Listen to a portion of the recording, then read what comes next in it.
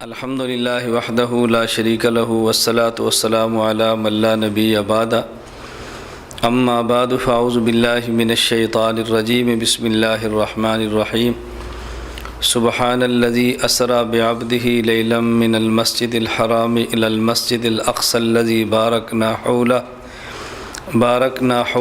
لنریہ من آیاتنا انہ هو السمیع البصیر اللہم صلی علی محمد وعلی آل محمد کما صلیت علی ابراہیم وعلی آل ابراہیم انک حمید مجید اللہم بارک علی محمد وعلی آل محمد کما بارکت علی ابراہیم وعلی آل ابراہیم انک حمید مجید۔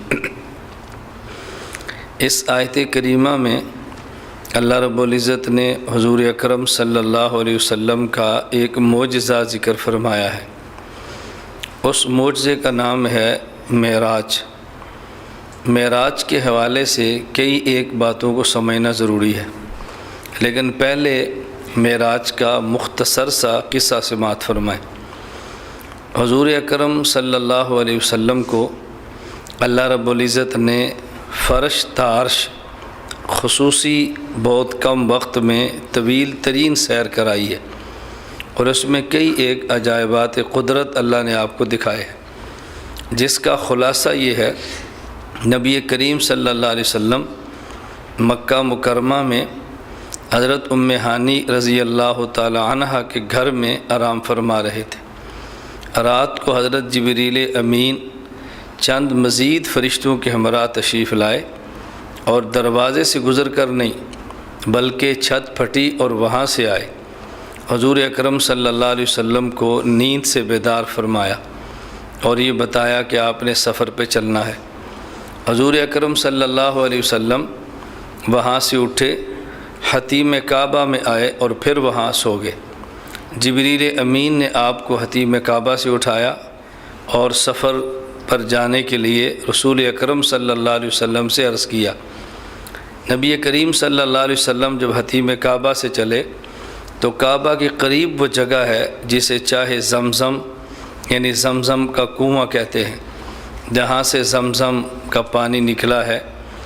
رسول اکرم صلی اللہ علیہ وسلم کو چاہے زمزم کے قریب جبریل امین نے لٹا دیا اور نبی کریم صلی اللہ علیہ وسلم کا شق صدر فرمایا، جس کا خلاصہ یہ ہے کہ آپ کے سینہ مبارک کو دو حصوں میں چاک کیا ہے اور قلب اطہر کو سینہ مبارک سے باہر نکالا ہے، اور نبی کریم صلی اللہ علیہ وسلم کے قلب اطہر کو سونے کے طشت میں جو جبریل امین جنت سے لائے تھے اس میں زمزم کے پانی سے دھویا، اور وہ سونے کا طشت ایمان اور حکمت سے بھرا ہوا تھا، اور نبی کریم صلی اللہ علیہ وسلم کے قلب اطہر میں ڈال دیا، اور پھر قلب اطہر کو اصل جگہ رکھ کے دوبارہ سینہ مبارک کو ملا دیا۔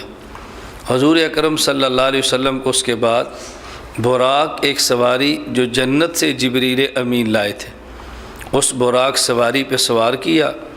ایک روایت کے مطابق رسول اللہ صلی اللہ علیہ وسلم آگے تشریف فرما ہوئے اور جبریل امین آپ کے ردیف بنے، یعنی آپ کے پیچھے اس براق سواری پر بیٹھے۔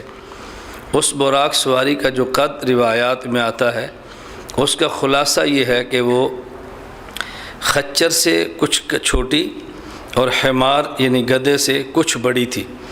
اس میں نبی کریم صلی اللہ علیہ وسلم کے سفر کا آغاز ہوا۔ مکہ مکرمہ سے چلے تو سب سے پہلے آپ اس سواری سے اترے مدینہ منورہ یثرب، جس کا سابقہ نام تھا، اب اس کا نام مدینۃ الرسول صلی اللہ علیہ وسلم یعنی مدینہ منورہ ہے۔ جبریل امین نے آپ سے عرض کیا کہ آپ یہاں اتریے اور 2 رکعت نماز نفل پڑھ لیجئے، اور آپ کو بتایا گیا کہ یہ وہ جگہ ہے جہاں پہ آپ نے ہجرت کر کے تشریف لانا ہے۔ وہاں سے پھر براق پر سوار ہو کر چلے اور طور سینا، وہ درخت جہاں پہ موسیٰ علیہ السلام اللہ سے ہم کلام ہوتے تھے، اس کے پاس آپ اترے اور جبریل امین نے عرض کیا کہ آپ 2 رکعت نفل پڑھ لیجئے، اور یہ وہ جگہ ہے جہاں پر حضرت موسیٰ علیہ السلام اللہ سے ہم کلام ہوتے تھے۔ وہاں سے آپ چلے تو مدین جو حضرت شعیب علیہ السلام کی بستی ہے وہاں اترے۔ جبریل امین نے بتایا یہ حضرت شعیب علیہ السلام کی بستی ہے، آپ یہاں 2 رکعت نفل ادا فرما لیجئے۔ وہاں سے براق پہ سوار ہوئے تو بیت اللحم وہ جگہ جو حضرت عیسیٰ علیہ السلام کی جائے پیدائش ہے، آپ وہاں براق سے اترے اور جبریل امین نے عرض کیا کہ آپ یہاں 2 رکعت نفل ادا کیجئے، یہ عیسیٰ علیہ السلام کی جائے پیدائش ہے۔ وہاں سے آپ براق پہ سوار ہوئے تو بیت المقدس میں آپ اترے۔ وہاں آپ کے آنے سے قبل تمام انبیاء کرام علیہم السلام پہلے سے موجود تھے۔ اذان بھی ہوئی، اقامت بھی ہوئی، اور ایک روایت کے مطابق ملائکہ بھی آسمان سے اترے تو حضور اکرم صلی اللہ علیہ وسلم کی اقتداء میں تمام انبیاء نے اور ملائکہ نے نماز ادا کی ہے۔ یہ نماز فرض نہیں تھی، یہ نماز عشاء کے بعد اور نماز فجر سے قبل تھی، اس لیے فرض نماز یہ نہیں تھی۔ وہاں سے حضور اکرم صلی اللہ علیہ وسلم پہلے آسمان پہ تشریف لے گئے جہاں پہ آپ کی ملاقات حضرت آدم علیہ السلام سے ہوئی۔ پھر دوسرے آسمان پہ تشریف لے گئے جہاں پہ آپ کی ملاقات حضرت عیسیٰ اور یحییٰ علیہ السلام سے ہوئی۔ اس کے بعد آپ تیسرے آسمان پر تشریف لے گئے، وہاں پہ آپ کی ملاقات حضرت یوسف علیہ السلام سے ہوئی۔ پھر آپ چوتھے آسمان پر تشریف لے گئے، وہاں آپ کی ملاقات حضرت ادریس علیہ السلام سے ہوئی۔ اس کے بعد 5ویں آسمان پہ تشریف لے گئے اور وہاں آپ کی ملاقات حضرت ہارون علیہ السلام سے ہوئی۔ پھر آپ 6ٹھے آسمان پر تشریف لے گئے اور وہاں پہ آپ کی ملاقات حضرت موسیٰ علیہ السلام سے ہوئی۔ پھر آپ 7ویں آسمان پہ تشریف لے گئے اور وہاں پہ ملاقات حضرت ابراہیم علیہ السلام سے ہوئی۔ حکیم الامت مجدد الملت مولانا اشرف علی تھانوی نور اللہ مرقدہ تحریر فرماتے ہیں کہ کس آسمان پر کس نبی سے ملاقات ہوئی، اگر اس کو آسان لفظوں میں یاد رکھنا ہو تو ایک لفظ یاد رکھ لیں، آیاہما۔ آیاہما ترتیب سے حضرت حکیم الامت تھانوی نے وہ حروف اس میں لکھے ہیں جس میں ہر نبی کے نام کا ایک حرف موجود ہے۔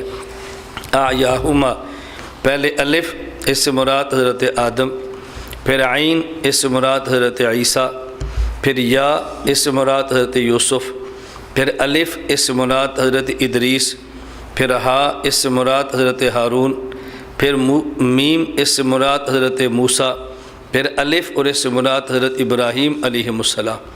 اب یہ ترتیب ذہن میں رکھ لیں تو آدمی بھولتا نہیں ہے۔ اس کے بعد حضور اکرم صلی اللہ علیہ وسلم سدرۃ المنتہا پر تشریف لے گئے۔ سدرہ عربی زبان میں بیری کو کہتے ہیں، اور المنتہا یہ اخیر ہے۔ تو اس کا مطلب کیا ہے کہ نیچے سے فرشتے جو جاتے ہیں چیزیں اعمال لے کر وہاں رکتے ہیں، اور اوپر سے جو فرشتے آتے ہیں احکام لے کر وہ وہاں رکتے ہیں، یہ منتہا ہے۔ نچلے فرشتوں کی منتہا اور اوپر والوں کے نیچے آنے کی منتہا سدرۃ المنتہا۔ وہاں سے حضور اکرم صلی اللہ علیہ وسلم چلے اور صریف الاقلام پر جا کر رکے۔ صریف الاقلام کا معنی اقلام قدرت کے چلنے کی آواز، وہاں وہ قلم چلتے ہیں جسے تقدیر اور احکام لکھے جاتے ہیں۔ اس کے بعد رسول اللہ صلی اللہ علیہ وسلم چلے اور آپ عرش معلیٰ پر جا کر رکے، وہاں اللہ رب العزت کا دیدار فرمایا، اللہ سے ہم کلام ہوئے، کچھ تحائف پیش کیے، کچھ تحائف اللہ سے وصول کیے، اور واپس حضور اکرم صلی اللہ علیہ وسلم مکہ مکرمہ تشریف لے آئے۔ یہ خلاصہ ہے نبی کریم صلی اللہ علیہ وسلم کے سفر معراج کا۔